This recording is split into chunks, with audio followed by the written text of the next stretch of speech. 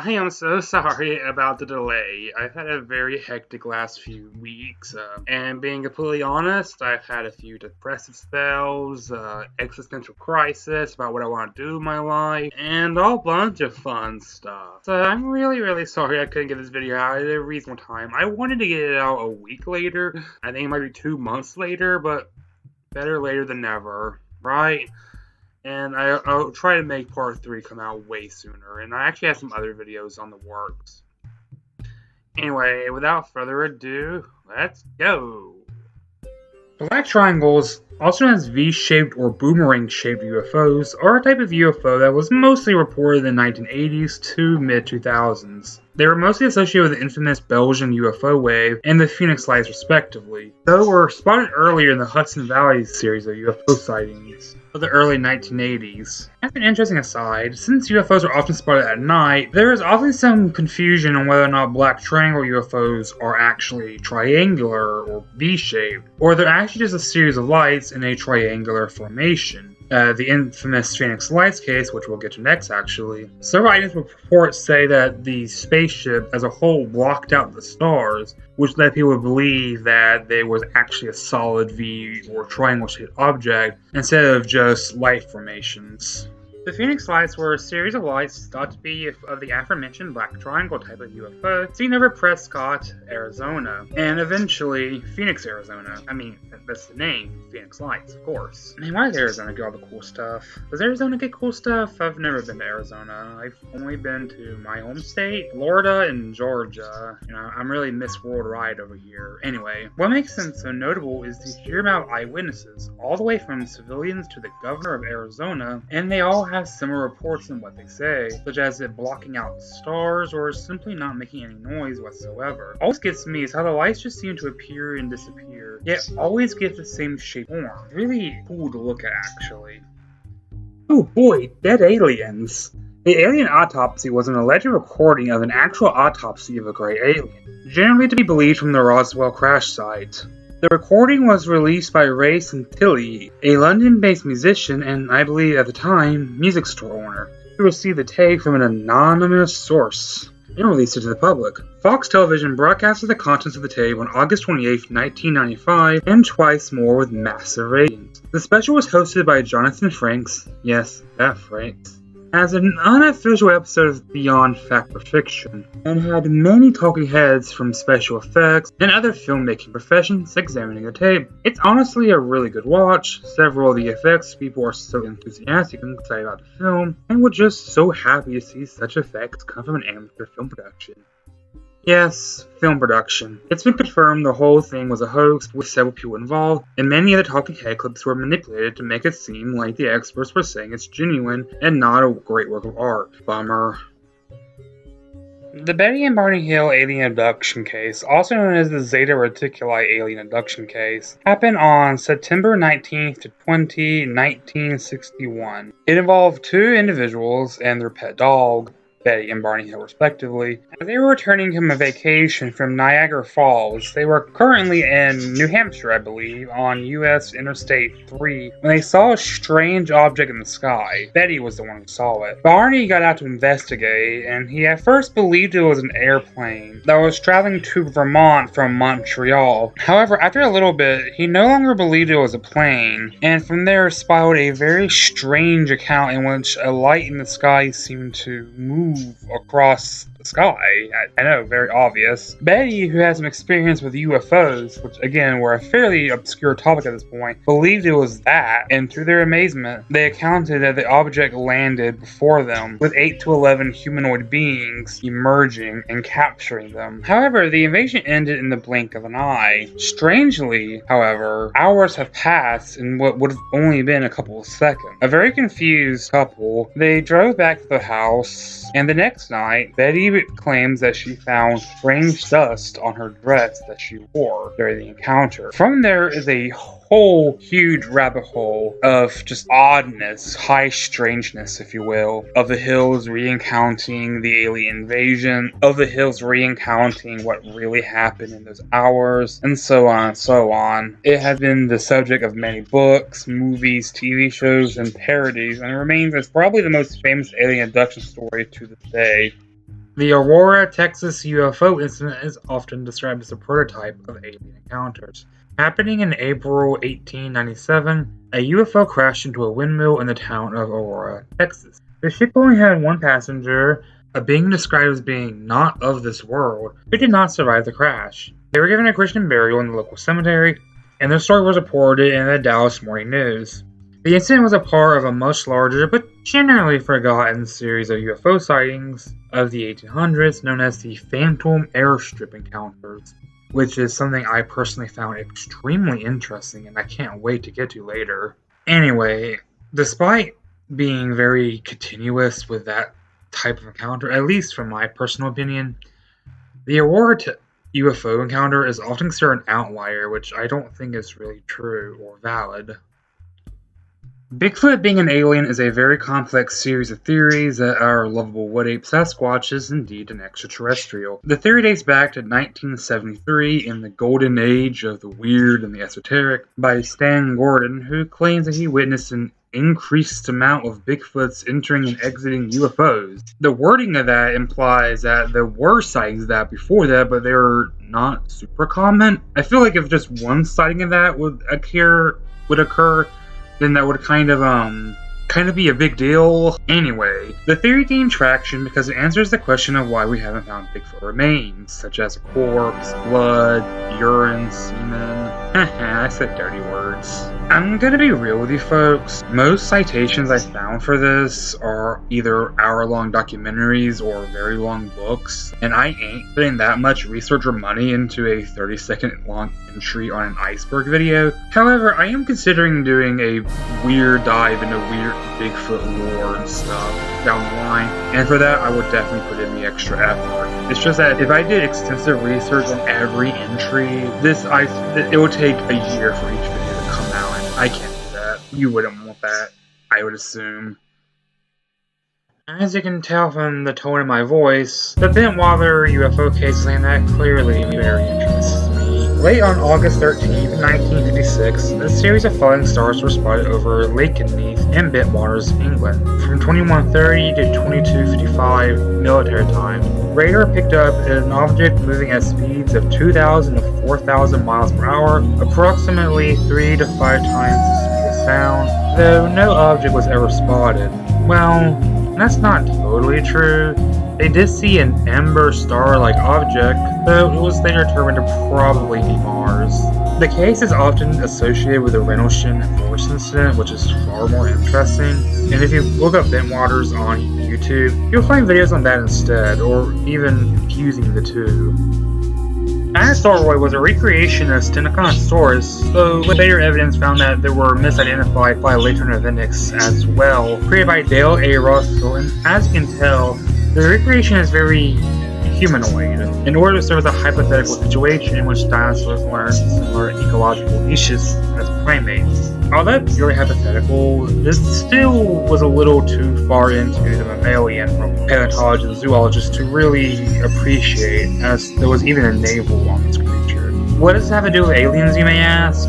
Well, look at it. The Dinosauria has become somewhat of an icon in the weird, crazy world of ufology, as possible evidence that reptilians may not be aliens, but instead dinosaurs that never went away. I mean, that's what the Super Mario movie is all about, after all, and are you gonna say that's a bad source? Shaking my head. A more in-depth version of that theory is called the slurrying hypothesis, which will be later on the iceberg. Project Blue Book was a very real study on the nature of UFOs by the United States Air Force. It lasted from 1952 to 1969 and was headquartered in Wright-Patterson Air Force Base, Ohio. Not nice. The study collected and analyzed thousands of UFO sightings, but was ultimately shut down, as it was believed that no valid information could be gained from the study. This, of course, has only fueled more countless conspiracy theories, of course thing has already bred these rabbits.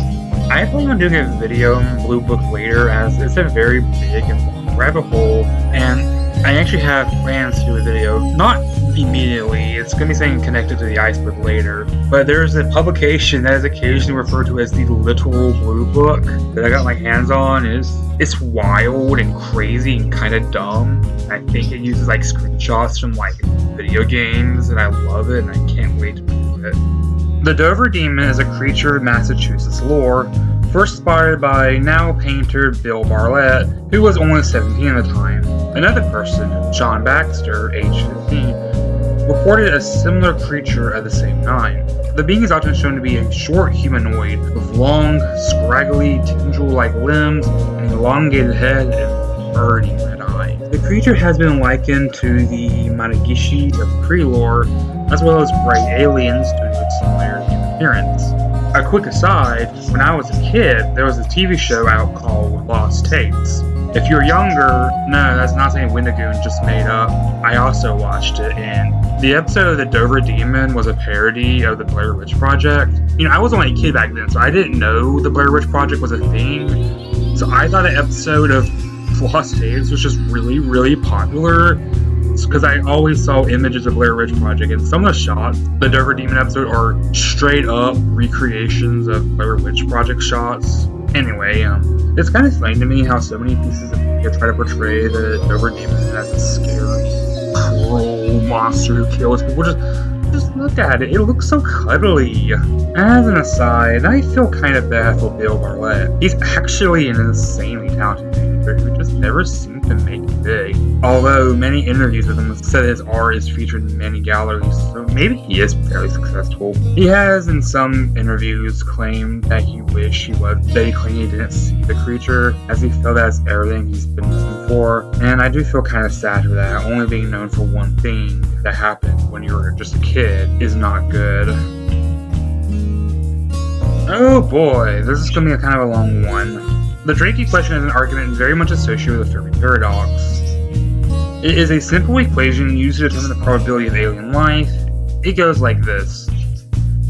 The number of civilizations in the galaxy in which communication may be possible, i.e., which are the rate of average star formations in the galaxy, the fraction of those stars that have planets, the average of planets that potentially support life, the fraction of those planets that could actually support life to develop at some point, the fraction of those planets that life would actually go on to be intelligent life, the fraction of civilizations that develop the technology that releases detectable signs of their existence, the length for which civilizations have released detectable space, of which plenty of assumptions are made within this equation, but it was never meant to be a set in stone factual depiction of alien life, but more of a tool to illustrate just how rare life may be. If you want to actually play with this formula, it's actually not hard. It's really just a simple division formula as far as I can tell, and it's more about you plugging in various factors. I'm sure it's been calculated to death many times. Probably went mindless with it. Flatwoods Monster, also known as the much cooler name Phantom of the Flatwoods. I just really like the word Phantom, it's so cool. Anyway, it was a creature spotted on September 12, 1952. The story goes that two brothers and their friends saw a strange light in the sky. Curious, the boys assembled a posse, including a member of the West Virginia National Guard by the name of Eugene Lemon, who I will refer to as Mr. Lemon, because I think it's to investigate the creature. The group eventually came across the aforementioned being, describing it as a tall entity with a red face and an ace of spades shaped head with clawed hands. Gray Barker would later estimate the creature to be 10 feet tall, and after the incident, the group reported a foul smell, and the next day, strange gummy-like material was found in the supposed location of the alien's whereabouts. The Kardashev scale is, as someone who's into weird math stuff and horror sci-fi, is something I find deeply fascinating. But, as someone who's not very bright, cannot in good faith really go into specifics. Regardless, the basic idea is the scale is a way to measure the energy output of a civilization, and thus the scale of it, as in how much land they tend to control. The different types of the scale include level 1, which can harness all the power on the planet, which is roughly 10 to the 16th power of watts per second. Level 2 can harness the power of an entire star, roughly 10 to the 26th power per second. Level 3 can harness the power of an entire galaxy, approximately 10 to 37 watts per second. If you have any idea how insane that is, we as a civilization are not even tier 1, we're tier 0.7, I believe. The power to harness a star is astronomical, much less a whole galaxy. Obviously, the implications of this being real is staggering, as many ufologists and astronomers alike look for effects of these levels of civilizations out in space in hopes to find alien civilizations. Dyson spheres are a theorized megastructure designed to completely encompass a star in order to absorb its energy. The name derives from a theoretical physicist and mathematician named Freeman Dyson, who popularized the concept, though it was created by another author, Olaf Stapledon, in his book The Star Maker in 1937. And then Life Imitates Art, the fictional concept was worked into a theoretical potential one. While not inherently alien origin, looking for evidence of Dyson spheres or similar structures have become a staple in the search for extraterrestrial life, as if you can find any sort of evidence of one existing, then that is clear evidence of an alien mega-civilization. Remember back to the Kardashev scale? I forgot to mention, we as a society of humans are not even tier 1 on it, whereas having a megastructure would be tier 2. That might not sound very impressive, but trust me, it is.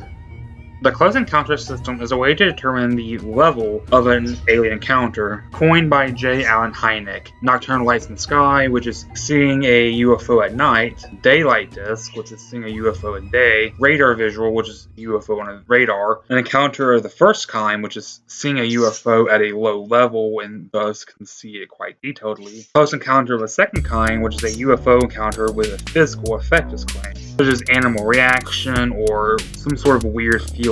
An alien encounter of the third kind, in which an alien, robot, or any other animated entity has made contact with the abductee or witness. There have been expansions to this list, such as alien encounters of the fourth kind, in which an individual is taken and experimented on the ship, and the fifth kind, in which the alien or other entity makes direct contact with the individual. Ezekiel's wheel refers to the idea in ancient astronaut beliefs that the Merkaba, God's transportation device, was in fact a spaceship. This derives from a description in Ezekiel chapter 10, describing it as wheels within wheels. I'll leave a full link to the description of the Merkaba in the description, if you're curious. Some have taken to believe that the God had a rocket ship as described in the Bible, but why would God be using a basic ass rocket ship? Wouldn't he have some cool space shuttle stuff or intergalactic stuff? I'm not a astro science space gal. I don't know the logistics, but I feel like a rocket ship's kind of low tech for intergalactic travel. Anyway, this has been very thoroughly questioned by theologists, as Ezekiel was a very thorough man in his description. And in fact, from what I have read, an entire town has been recreated from his descriptions alone, and it's thought to be extremely accurate. If Ezekiel saw something like a spaceship, he would describe something like a spaceship. Obviously, he wouldn't know the exact terms and mechanics, but he would describe at least the outer shell. People are not dumb enough to not understand how to describe something they've never seen before. The Fermi paradox was formulated by Enrico Fermi to illustrate the contrast between the lack of clear evidence and high estimated amounts of alien life. The concept dates back to a fateful lunch with Fermi and his peers, where they were discussing ETs and FTO travel. That's something I wish me and my friends did more often. I'm just gonna hit up my besties and hey, let's talk about aliens for an hour instead of just watching me play Elden Ring for 8 hours straight. Anyway, and Fermi apparently blurted out something that went where is everybody? The Fermi paradox is an extremely deep concept, but the essential premise is this. If the galaxy had other intelligent species, some which may have even predated Earth as a whole due to the sheer age of the universe, the galaxy should have at least some evidence of being colonized. You should have seen other Dyson spheres, or perhaps spaceships or satellite dishes, for civilizations that may have long passed away, and yet we just kind of haven't found anything. There are some objects in the universe we believe may have been intelligent design. By we, I mean ufologists, and we'll get into that soon. But it's just a very empty and very lonely idea that we I'll keep this one brief since I actually am planning on making a third video for this very soon. Andrew Cole was a mysterious individual reported in 1966 in West Virginia by a fellow by the name of Woodrow Derringer. It is, as is typical with a lot of aliens and more encounters, Cole looked human but ever so slightly off. He could talk without speaking, seemingly communicating through telekinesis, and could hear without listening, always with a strange smile on his face. He's mostly associated with Mothman and thus often associated as a key figure in the Mothman saga that happened within the 60s. There's never really been a true finality of Andrew Cole's saga, as it seems the science fiction was just sort of figured out after the Mothman story as a whole seems to figure out. Or maybe I might be wrong, and there might be some super finals for that we'll uncover. And that's the end of the video. Again, I'm so sorry this took forever. I'm trying to deal with my ADHD and try to make that better, and I've gotten a lot better at managing my time, so the next video is going to be a lot better. It's probably not going to be aliens related or even folklore related, because I want to explore a lot of my main interests on the channel, which is aliens, folklore, comic books, animation, the works. And I'll try to keep it on a relatively consistent brand, but, you know, until we meet next time, friends.